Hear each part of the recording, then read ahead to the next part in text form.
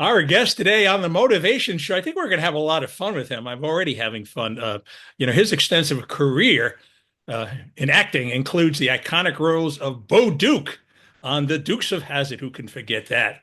And Jonathan Kent on Smallville, and Jim Cryer on Tyler Perry's The Haves and the Have-Nots, along with recurring appearances on Dr. Quinn, Medicine Woman, Nip Tuck, The Secret Life of the American Teenager, Dancing with the Stars, and most recently, The Masked Singer.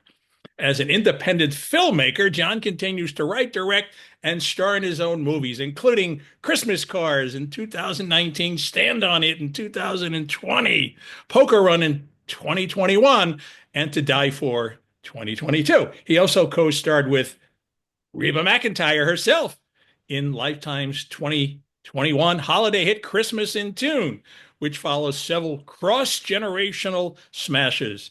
From Smokey and the Bandit, of course, everybody knows Burt Reynolds, to Felicity, American Girl Adventure with Shailene Woodley and Sydney White. Amanda Bynes, of course, who doesn't know her.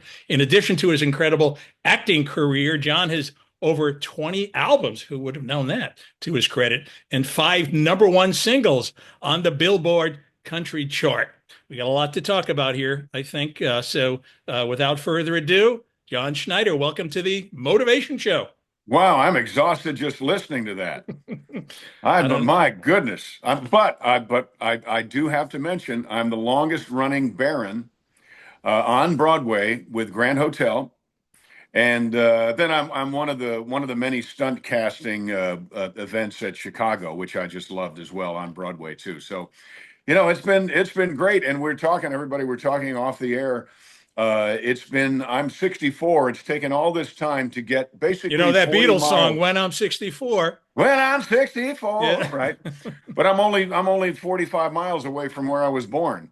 So you go around the world and you wind up right back where you started. So comes around, goes around, around John.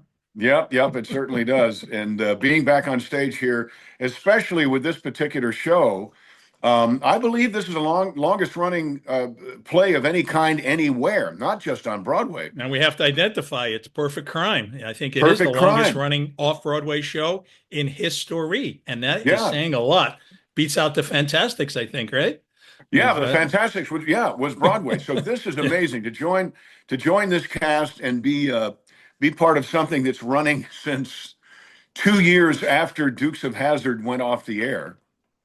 This show came on in 1987, I believe, 1987. And she opened it and she's been doing it ever since. Kathy Russell, who I worked with back in about 1988, we started. Isn't that funny? Isn't that amazing? So she's been doing this show, and what an honor it is to come into to be a cast. There's only 4 people in this show, so to come in and be part of this amazing cast has been a lot of fun, and it's the first time I've done a non-musical, so a straight play since, my gosh, it might have been high school since I did The Odd Couple in high school, or Curious Savage. Which one were you? And which one were you in The Odd Couple? I was Oscar. Okay. I mean, come on. Yeah. Hello, divorce. I mean, come on. Who wants to be Felix? It's too serious. Well, I have an interesting. I won't talk about it for long, but I have an interesting plan for The Odd Couple. And Neil Simon, I talked to Neil Simon 20 years ago about it, and he basically said, "Over my dead body." Well, guess what? So. Who's still here? My plan on The Odd Couple is for Tom Wopat from Dukes of Hazzard and John Schneider from Dukes of Hazzard to play Felix and Oscar. I like that. And then switch roles after a month. Ooh, I like that too. Yes. Yeah, so you have to come back. You have to come back and see it again. Ooh. And I don't know if there's anything in the Neil Simon Theater right now, but wouldn't that be fun? I think it would be incredible to see actually, there'd be a vote on okay, which role does each actor do better? It would be incredible. Right. And Tom is so prolific. Tom did Side by Side by Sondheim. He did Annie Get Your Gun. He did City of Angels. I mean, he's done a lot of shows here. So I think that would be great fun. And I think it would be truly an audience pleaser, especially when they come around the second time. Yeah, no, well, something in theater, it helps to have something that pulls people into the theater. Chicago made a cottage industry out of, constantly changing, lead performers in the Well, show, yeah, yeah. and We call that stunt casting. stunt casting. There you But go. it works. I mean, Chicago is a great Yeah, show. I played Billy Flynn. Wopat played Billy Flynn. yeah, I know. I saw Uh, him in there. Yeah, Peter Gallagher played Billy yeah, Flynn. yeah. I think Rex Smith played Billy Flynn. So it's a great idea what they've done with that. And I tell you what, I would love to have seen Pamela Anderson. She did Roxy, right? So Uh, I think she came in and did Roxy. Lots of people did Roxy. I can't That's the remember. hardest. Well, shame on you for saying that. No. I think that's the hardest role certainly in that show. But Absolutely. that's an amazing role. Billy Flynn, you come in 20 minutes after the show starts, you sing that great, all I care about is love, and then you wait a while and you do that wonderful courtroom scene, take a bow and go to the bar. Yeah. Absolutely. Well, let me ask you a question, John. You're like this triple threat, maybe even quadruple threat, but we're talking about, you've conquered the roles of TV, you've conquered these, apparently, all these number one singles that you put together. And now you're on stage. Tell me, what's the difference between being on stage for a straight play versus being in a musical versus TV versus singing? How would you Wow. rate those? Well, the biggest difference that comes to mind for me is that in a musical, it's a musical. It's big, it's bold, Yep. I don't want to say obvious, but it's big and it's bold and it's loud. Perfect Crime, you have to, obviously you have to speak to the back row, but still you can stage whisper, you can talk like this. And in a intimate setting, like when we sell out, which we've been doing a lot lately, which is fantastic, um, we've got 200, well, 199 people in there. So it is possible to do kind of screen acting where you bring everything down a little bit for a certain period of time. Kathy and I have a scene on the sofa where I get to bring it down, and it's more film acting where I'm looking at her because I'm trying to catch her in a lie, and the people 5 rows back, 6 rows back can see that. You can hear them whispering. So on camera, everything is much, much smaller because on camera, a surprise is this. On stage, on a musical, a surprise is this. And on stage, a surprise is this. So you've got to be able to figure out where you are in your body so that you don't overdo it and so that you don't underdo it. And the great thing about 8 shows a week is you get to figure out where that is. There's no way anybody can find that out on the first night. There's just no way. You're just trying not to sweat through your clothes on the first night. Because I don't care who you are. I don't care what you've done. Opening night for 200 people or opening night for 2,000 people is a horrific experience. It just is. Is I it harder wish to there do a was. straight play than a musical versus TV versus singing? Do you find it like the ultimate challenge? I do, because in a straight play like this, like The Perfect Crime, you're on stage with one other person, Hmm. or you're on stage by yourself. But it's very seldom. We have one scene where there's 3 of us, David and Kathy and I. So there's really, there's 3 things for people to look at.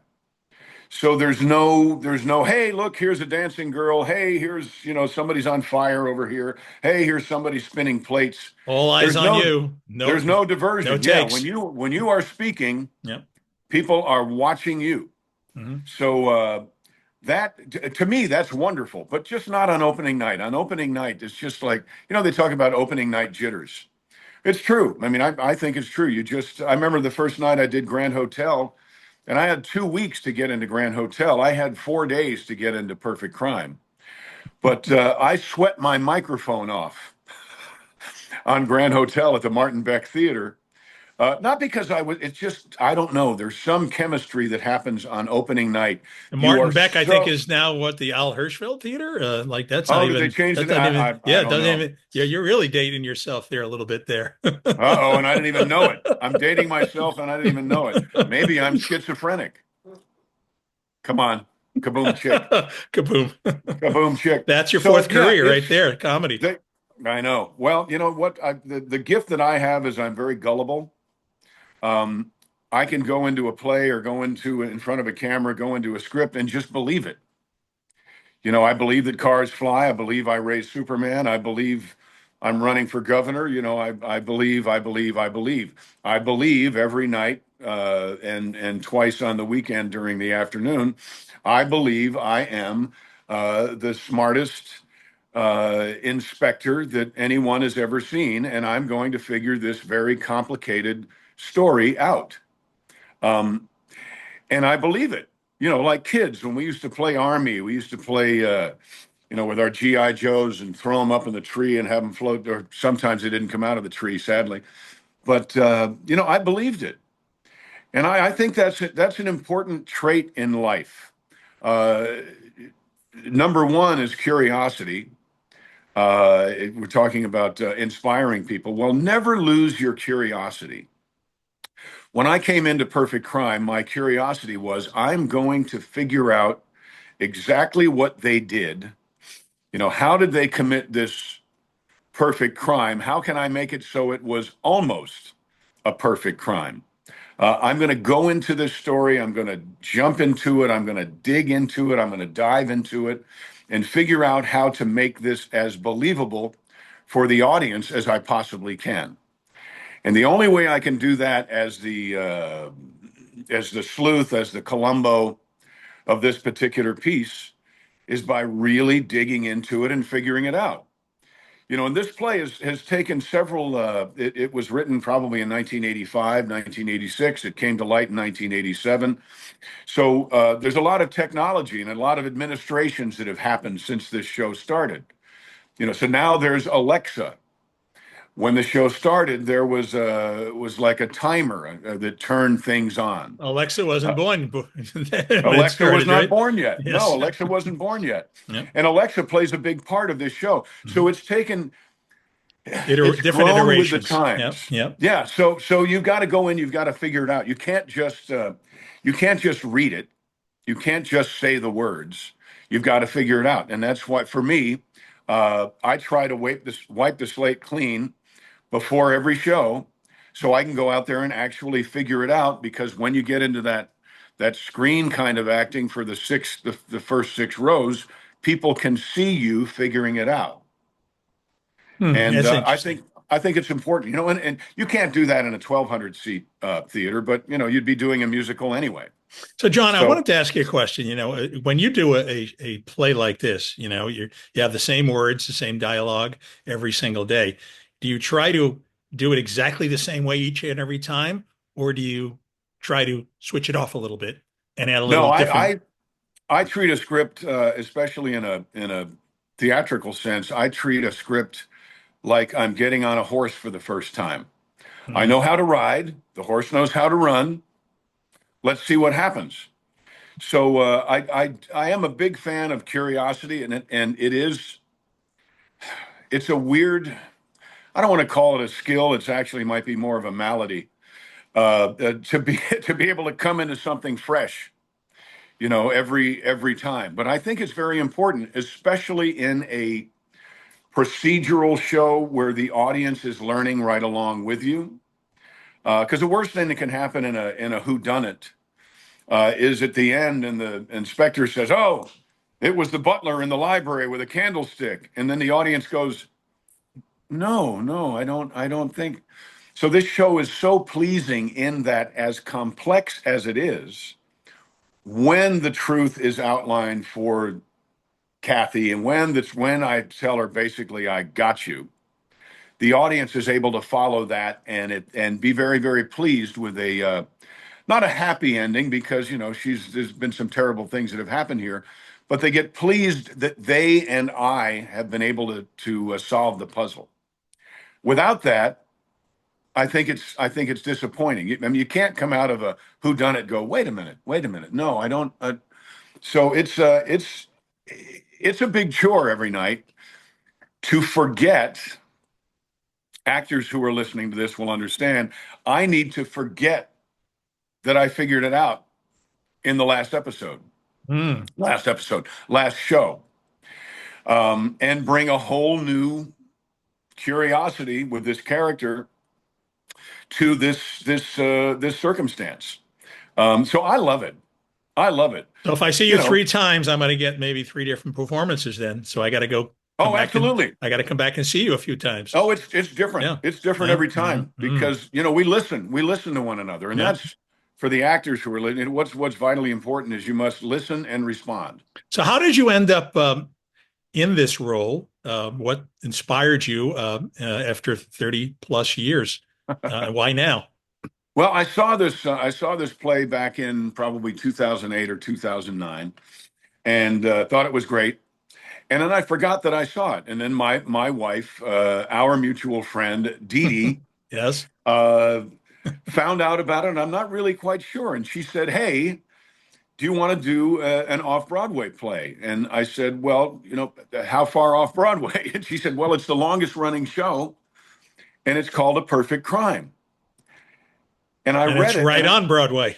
I know. I mean, it's right across the street from Yeah. Wicked. Yeah. So I'm reading the script, and I thought, I know this. I know this play. I've seen this play. So once I figured that out, I thought, yeah, I want to jump into this. I want to dig my teeth into it. I want to put my mark on it. I don't want to come in and there's a danger of somebody coming in with new blood coming in and screwing up something that's working. I didn't want to come in and screw it up. I wanted to come in and see what I could do to make the character of Asher different than other people have done it. Hmm. And I think I do that because I'm 64 years old, but I'm really about 7.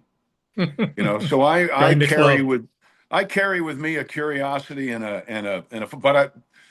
but an ability, because of, I think, the show I did called The Haves and Have Nots. I have the ability to turn really nice, fun, hey, look, shiny thing into, what are you talking about exactly? I can get serious on you, and that's a lot of fun in this show, especially when you're working with someone like Kathy, because when I get serious with her and she kind of shuts up for a minute because her character is very talkative. It's wonderful. It's wonderful to watch everything that's going on in her eyes. I think she's got like a Guinness World Record of most performances. She does. She's done Yeah. over 15,000 Yeah. performances Yeah. of this It's show. remarkable. She's missed 4 shows That's insane. since 1987. That includes blizzards. That includes blizzards, and it includes COVID, it includes everything. I think The Perfect Crime was the first show to come back because of Kathy. When everything was shut down with COVID, I think Kathy is the one that said, we're going to do this show. And she brought it back, and that started Broadway back on the right foot again. So we must applaud. We must applaud Kathy. What a great story. And your opinion, why do you think this show has been so iconic for so long? I mean, there's been a lot of great shows out there that, they've kind of come and go pretty quickly. How do you stay around this long? What are the secrets? It's a wonderful, people like a puzzle. It's a great story, but people really like a puzzle, and they want to be challenged to put it together. Like, what's the show on the West End? 39 Steps. Yep. So people want to figure out a puzzle. But I do believe that the reason why this show has run so long is because Kathy is such a force. She runs the whole thing. I mean, she is the star of the show. And yet I think when you, at the end of 8 shows, when you put your laundry in a bag, I think Kathy's the one that either takes it to the laundromat or does it herself. She's the quintessential, gosh, we're not that far apart in age, but so I don't want to call her the theater mom, but she is. She's running the show, and she's amazing. So I think if they continue to I mean, Gary Busey was in the show. Now I'm in the show. I think if they continue to do this kind of, it sounds like a derogatory term, but it's not, the stunt casting like they did with Chicago, like they do with Chicago. I think this show could keep running, Yep. because it's good. It's a good book. If you don't have a good book, some people will understand this. If you are in the business of continually polishing a turd, then it's not going to run that long.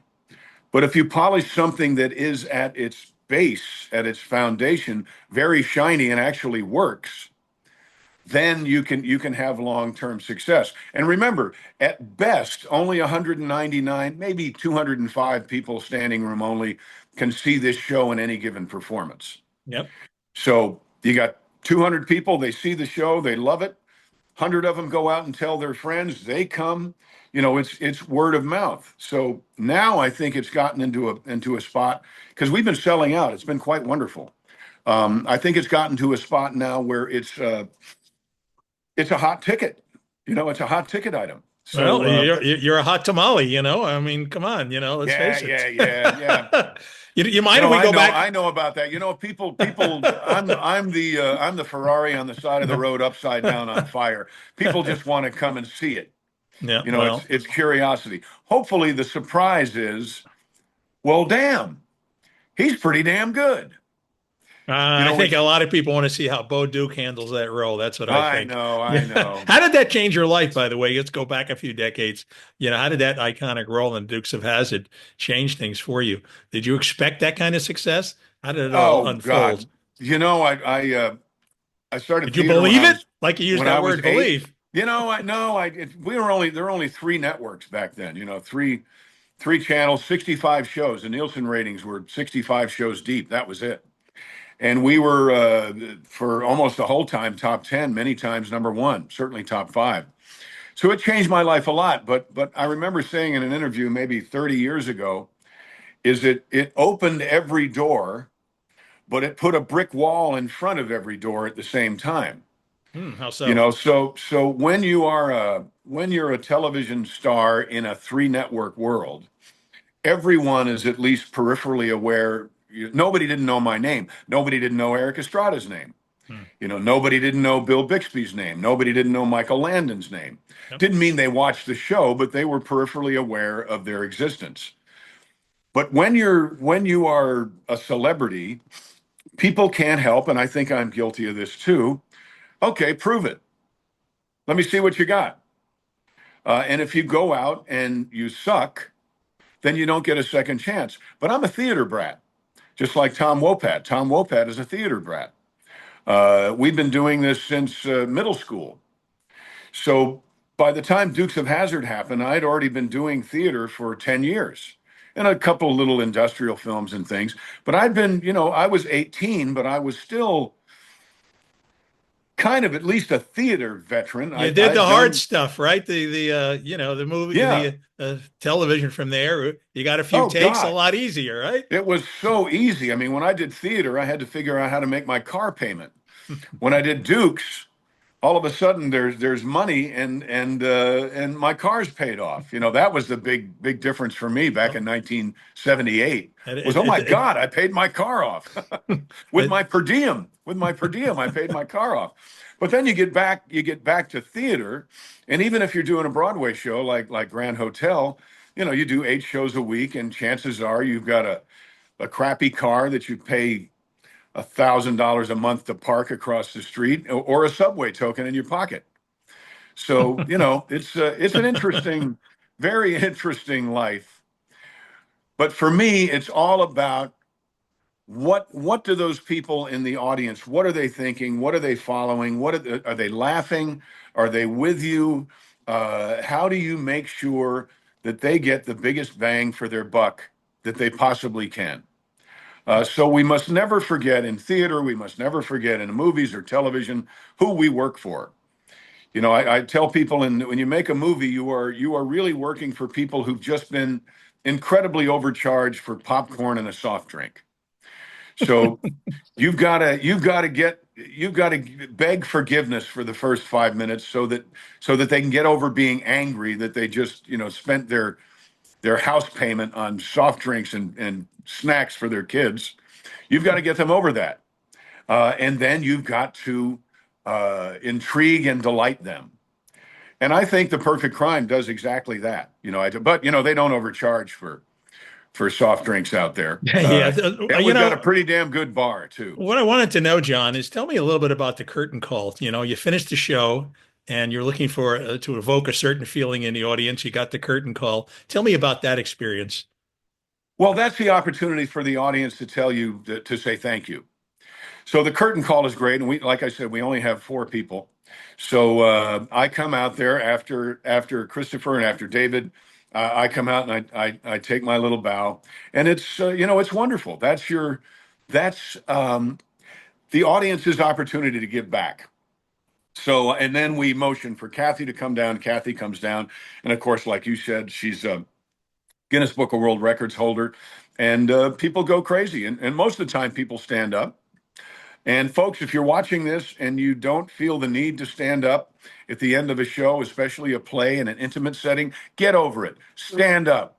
Oh, I like Stand that. up and Yes, show. I mean, yes. unless it sucks. If it sucks, then sit down. But here's the thing: if it sucks, then probably you want to get to your car sooner. So you stand up and force a standing ovation anyway. Ah.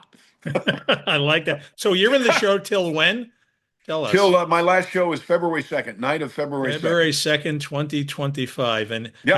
how do we get tickets to the show? What's the best way? Oh gosh, I think they just go to Perfect Crime, right, baby? That's not too You just hard, go to right? Perfect Crime, look it up, and tickets, TICKETS has the tickets. You can reserve your seat there, but do it because we've been selling a lot of tickets. It's really been great, and my understanding is that if we're doing this well in between Christmas and New Year's, then come January 1st, it's going to be even better. So if you want to see this show, come see it, but get your tickets now.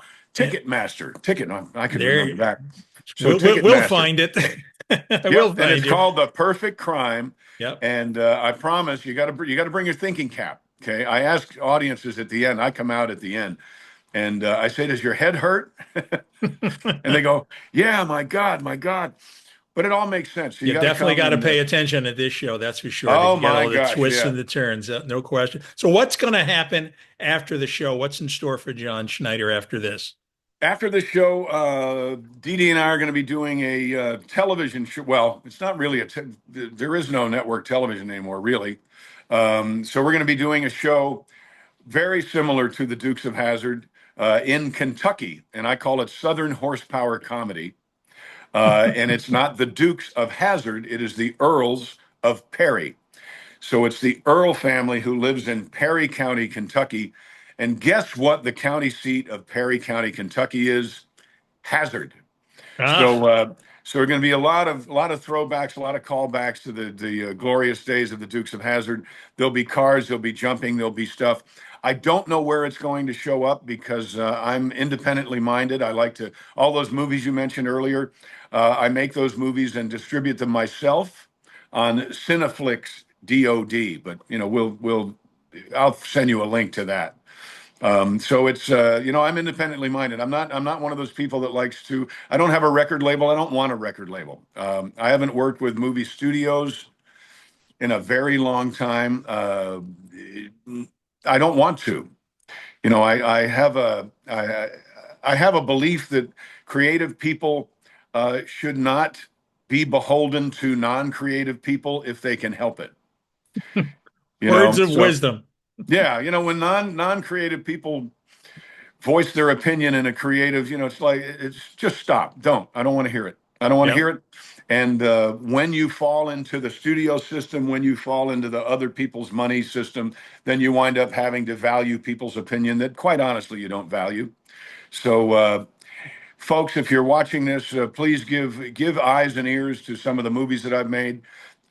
Just look me up, and you'll see all kinds of stuff. Well, it looks like I'll be on Netflix looking for some of these old films. Yeah, I think Amazon Prime has most of them. I got that. Yep. So check that out. Yeah, I've said some bad things about Netflix, but they deserve it. So and they can go on your website, thejohnschneider.com, right? Yep. Or you can shop at johnschneider.shop. And you'll see a bunch of those movies in there, but you might have to blow the dust off your DVD player. You got a bunch of URLs there. Very impressive. I know, it's too many. I'm in the process of getting my app working again. Yep. My app, it's just called John Schneider. You can get it on at the App Store, but probably not until the new year. Something happened, and I got busy, and they turned the electricity off basically. So it'll be back on John Schneider. It'll be back on January 1st. and you can see all the movies, hear all the music. You can probably get tickets to the show. We'll put a link so you can get tickets to The Perfect Crime as well. Well, John, in ending the show here, we're actually talking on December 30th, 2024. We're on the eve Oh, of next tomorrow is going to be a New Year's Eve. yeah. What are your New Year's resolutions? What would you like to see? Oh, resolutions. My goodness. I just want to dream bigger. Ooh, Dream bigger. I like Yep. that. I've got my lovely wife that you've known longer than I have, and she's a big dreamer, but she's also We, somebody that can get the dreams done. oh, she's a firecracker. She is a Yeah, she yeah, is a absolutely. firecracker. I call her my disco ball because of the hats she wears. Oh yeah, But oh yeah. yeah, so folks, if you've got a dream, don't be afraid to have a dream. Dream and then make it bigger. That should be your New Year's resolution. I think is to uh, dream bigger than you did last year. Accomplish more this year than you did last year. Wow, that's You know, powerful. we've Dream all got a bigger. purpose. We've all got something to do, and life and those who love us will oftentimes try to talk us out of it. But just because they don't have that kind of motivation, just because they don't have that kind of focus, doesn't mean you don't. So Ooh, don't fall prey to that. Dream, dream, dream, and then dream bigger. I like that. And wise words to close the show. Thank you so much, Well, John. I'm kind of on the other side. I Go don't know out and many see. 128-year-olds, so I guess I'm past halfway. Well, sounds like with your bio, you live 2 or 3 different lives because I don't know how you fit that all in one lifetime.